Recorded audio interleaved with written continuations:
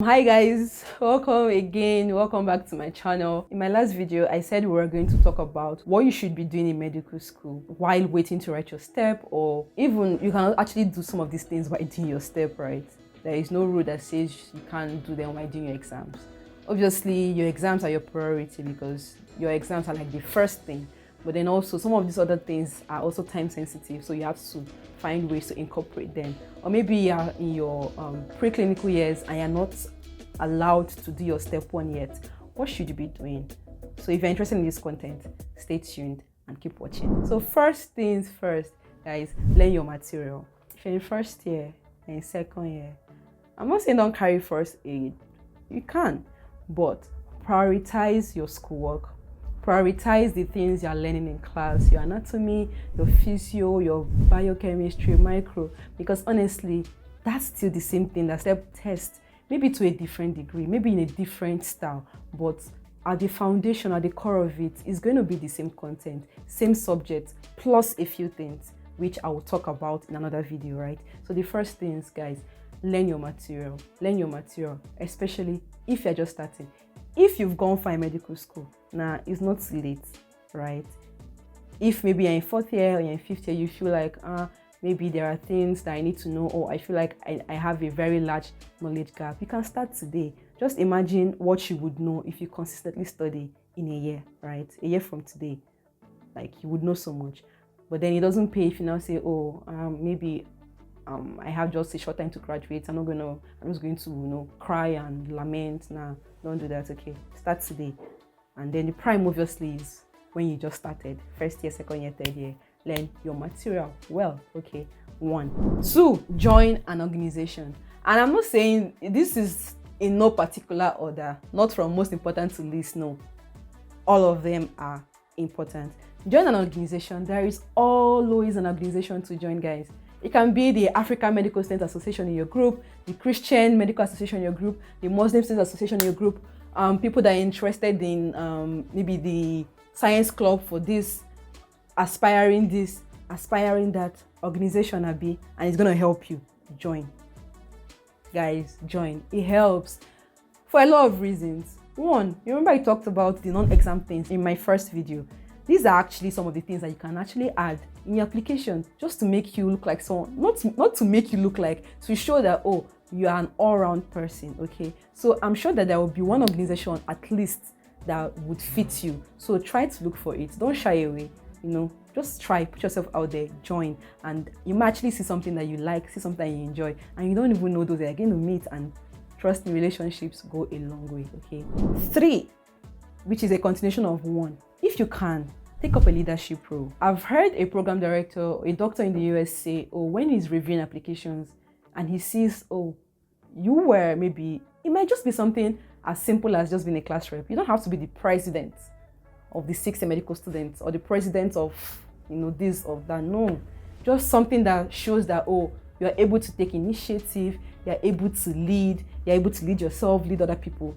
It also says something good about you. I'm not saying that if you don't, you cannot know.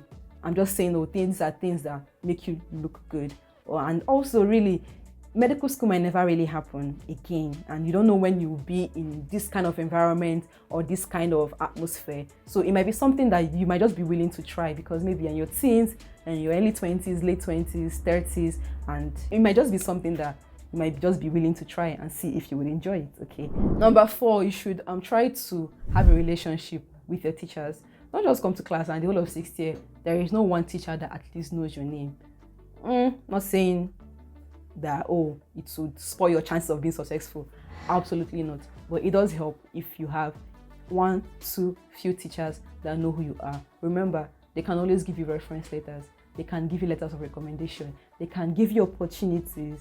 They might tell you when they are presenting or pioneering a research or some work, and then you might have an opportunity to help out and have your name added to a publication, right? And it just helps. Trust me, if you have a good relationship with your teacher and you try your best in school, it's going to be very hard for you not to get good grades. So, and then also look out for your teachers as well. Not saying that, you should just get. Have a relationship with them. Also inquire about how they're doing, their family, their well-being, their work. All right. Number 5, keep up with your alumni. In first year, know someone in second year, know someone in third year, fourth, fifth, or sixth, or seventh. No, there's no 7. So keep up with your alumni, those who have graduated from your school, those who are going or are where you plan to go to. They might have some information that they might pass on to you that will be very helpful. You can reach out to them, ask them, oh, what should I be doing in my first year? How should I study for second year? Or you just finished third year. How did you prepare for CROC? How did you do this? Do you have any materials for me, right? So don't just be in isolation and don't just make friends only with your peers. Try to reach out and keep in touch with your alumni, all right? Okay, now, the next thing is attend conferences. There are big conferences, small conferences, national conferences, international conferences, and trust me, almost every school has their own school conferences that they are organizing, right? So don't shy away from these things. I also have a fear of public speaking. Trust me, like for every presentation I've done or conference, I probably like shivered or shook. Even my voice would be quivering, maybe even there in the stage, but I still did them. And I have some of them in my CV. Looking back, I feel like I should have done more, but thank God that, at least I was able to participate in a few. Don't shy away from these things. Don't be that person who looks at those who are doing it and be like, these guys are doing too much. Nope, it helps, okay? So if there is like a conference going on, even if it's just at a class level, ask to participate. If you can afford to travel for conferences, you can try. It helps you. You get experience traveling, meeting people of different cultures, presenting your work. You can also go to your teachers and ask them, oh, please, hello, ma'am, hello, sir, are you working on something? Is there something I can help you with? Maybe there are doctors who specialize in a field that you think you might be interested in the future.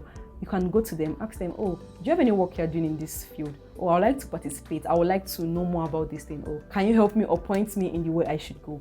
If you're doing rotations, maybe you came back to your home country during the summer, or maybe you've graduated and you're in the hospital, you're in the wards, right? And you see an interesting case or a rare disorder or an atypical presentation of a common disorder, something interesting. You can ask, oh, can I present this? Oh, can I do this, right? All of those things help.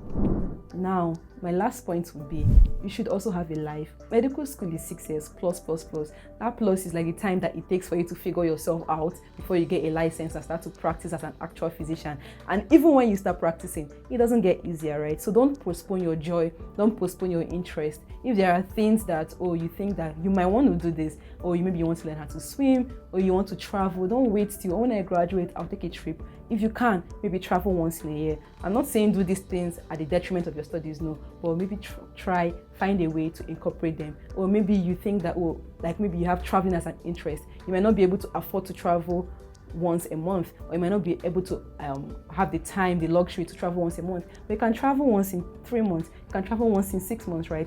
So don't postpone your joy. Invest in your relationships, have friends, hang out with your friends where you can, explore your interests, and remember that life is not only about medical school. Life is not only about good grades. Life is not only about being a doctor. Your own life matters, right? And most of us attend medical school in the prime of our young age. Does that even make sense? I mean, maybe your late teens or your early 20s, your middle 20s or your late 20s, and you don't want to just finish those 6 years of your life and realize that, all I can look back on was medicine. Don't do that.